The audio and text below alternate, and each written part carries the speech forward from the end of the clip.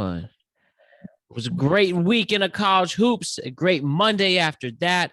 It was historic in all fronts, a historic beatdown, a historic battling of two warrioric franchises, UNC and Duke, and then a historic comeback after that. So you got the big three there: historic comeback, beatdown, and wire to wire game. Alex Ranniello is here.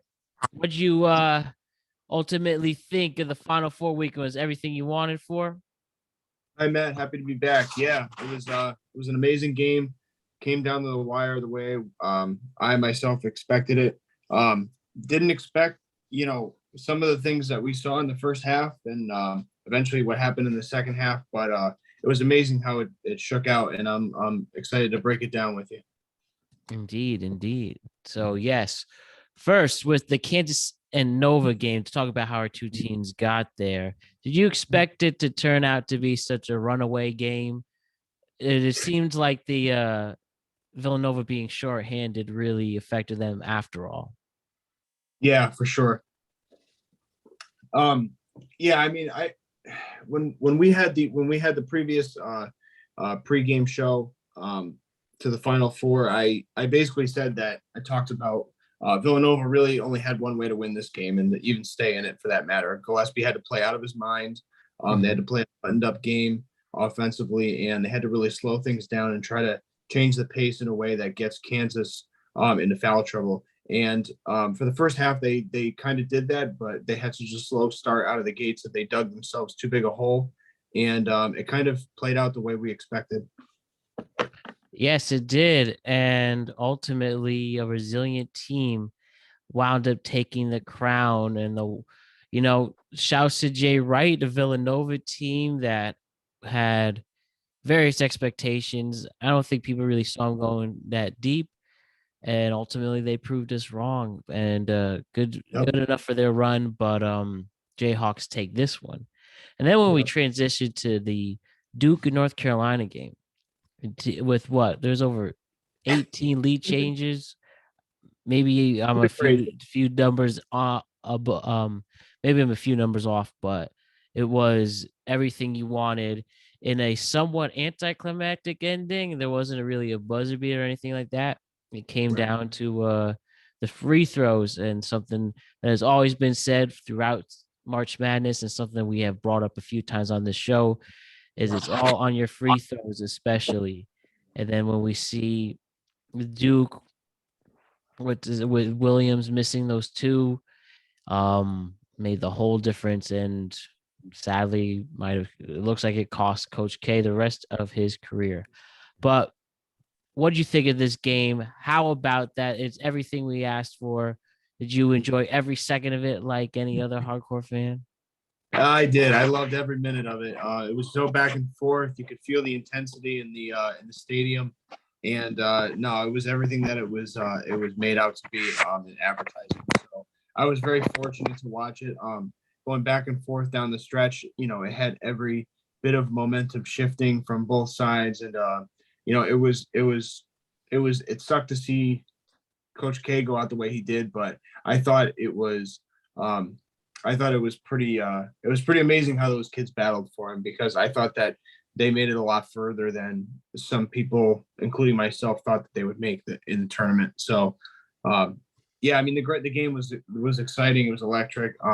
Baycott, had a dominant game on the boards. He had another marginal 20-20 game. Manic, played a great game, really orchestrating things. And Caleb Love was out of his mind in the second half, and really essentially had the game that sealed the deal for them in late in the waning moments of the game. So that was pretty cool, and just happy for all those kids and on both sides for that matter, how far they made it. But it was happy to see UNC prevail too. So with this now and the big stipulation in like a career-threatening match in wrestling, Coach K makes it to a Final Four, only the second time he lost in the Final Four. But, it just came down to a better contested team. Mhm. And what do you do now for the rest of eternity? The Tar Heel Nation has the ultimate bragging rights. They retire him off his home court and knock him out in the Final Four for the first time ever. Compete the first time ever these two schools went against each other in the tournament. Yep. If you're Coach K, shouldn't you just go back, give me a mulligan this one time? Like, wow, that's tough. Yeah. That's a tough pill to swallow the rest of your life. It's like when you seen Saving Private Ryan, Yeah, of course. Yep. when that Nazi and that American in Right. the final scene, they have that knife Yeah. fight and he stabs him in the chest and says, shh, shh, shh. That's Yep. literally the Tar Heels to Duke and Coach K's career. Yeah. Anyways, stay off the morbid stuff. What do you do now? You're just gonna have. What would you do? How would you react if you're Coach K? Well, let me say you switch. You have a Freaky Friday Yep. moment. What Yep. do you do? Do you just tell them don't mention it? Uh man, the issue with those schools, especially like Duke and Kentucky, is you got a lot of one and done students. So it's really there's a lot of Right. contingencies with any chance of coming back. But he's got to kind of pull a Brady here.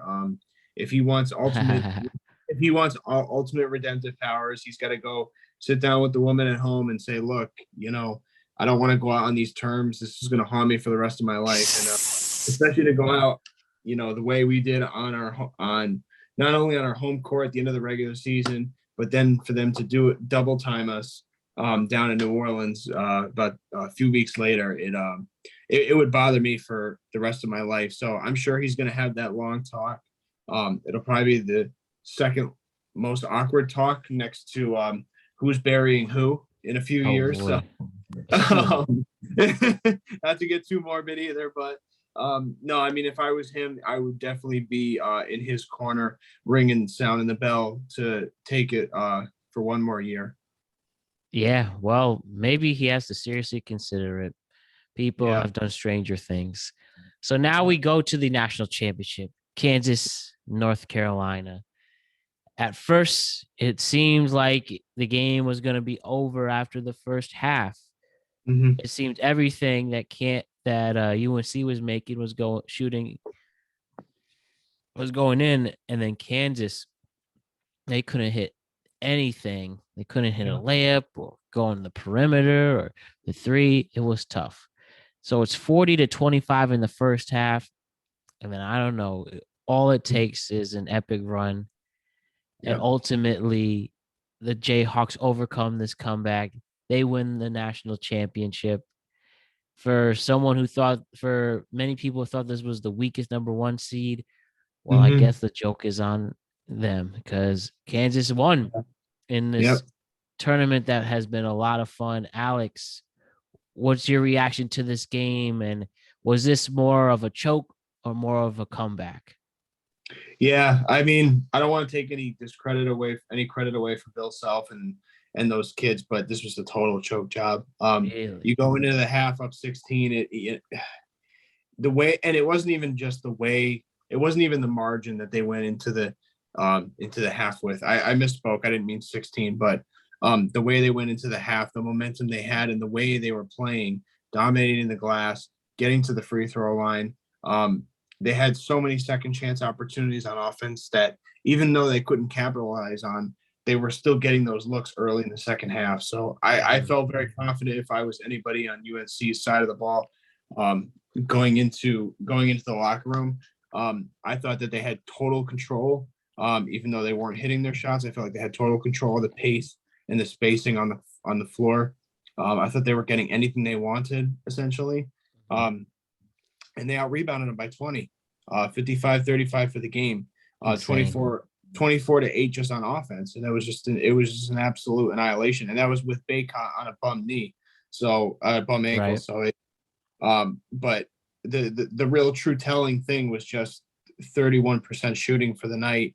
And in the second half, that's the opportunity where if you're UNC and you're going to continue to build on that margin, you have to start making shots. And they couldn't do it. Kansas outscored them by 18. they distributed the ball well. They got out on the run.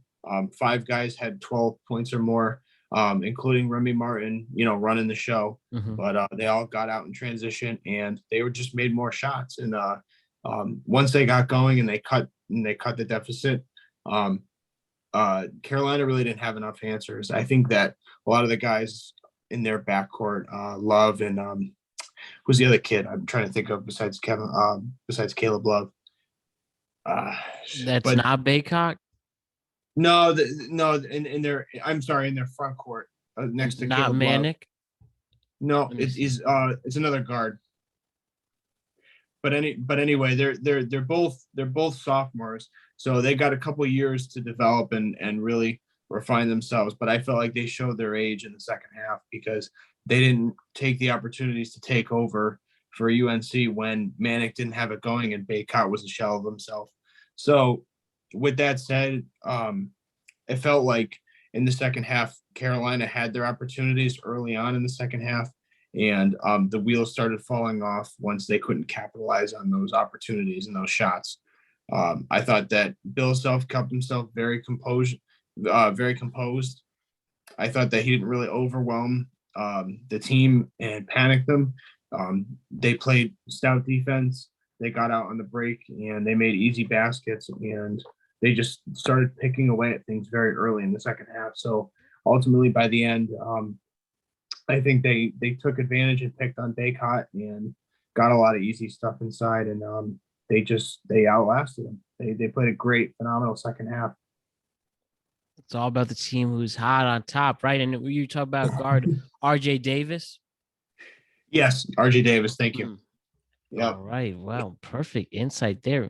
Can I ask, Alex, from what you saw in this Kansas North Carolina game, is there anyone here that really catches your eye that you think could be a draft lottery pick? And if so, who are those players? And where do you think they could fit in the league? Yeah, so 2 guys in particular, Ojibagi and Baycott, and I'll start with Ojibagi. I mean, he's the prototype wing, 6'7", 6'8", so to speak. Long, physical, really lean, can run with all the other guys. He's a perfect fit for today's NBA on anybody's roster. But I like Baycott. The only contingency I have with him is to see how he's going to be able to sustain injury over time, because we know how these bigs, how they age, especially with any injuries below the knee. They don't get better as you get older, and with him carrying a lot of weight, such as himself, that's something to keep an eye on. But just skill and sheer talent, he's the best on the floor from either roster. So I like both of those guys going in the NBA. I think they're ready for the next step. All right. Well, we'll definitely note that. And honestly, Alex, that's really all we got. It was just 3 simple games, but 3 significant ones. And I thank you for you and Brandon's help killing it again, or for the first time in the March Madness tournament, but you just killing it again in general. So we'll remember your picks for those 2 players. We'll see you soon. We got some NBA playoffs on the horizon, and we'll keep growing this thing we all got going. So thank you so much, Alex. And I'll let you say anything else if you have anything. No, I mean, I appreciate the opportunity covering the tournament. It was a nice change of pace. I loved all the games this year. It's a whole hell of a lot of fun with the 3 of us. And I'm looking forward to the draft. I will say this weekend, my team Going Places and I will be at Art Studios Tattoo Shop in Hartford. We're going to be showcasing our first community event for the year. We're looking to have over 100 people, and we'd love to see anybody in the Connecticut area come out and support. Excellent. Definitely will be on the lookout for that. Appreciate you, Alex Ranniello, and we'll see you really soon. Thank you, sir. Take care.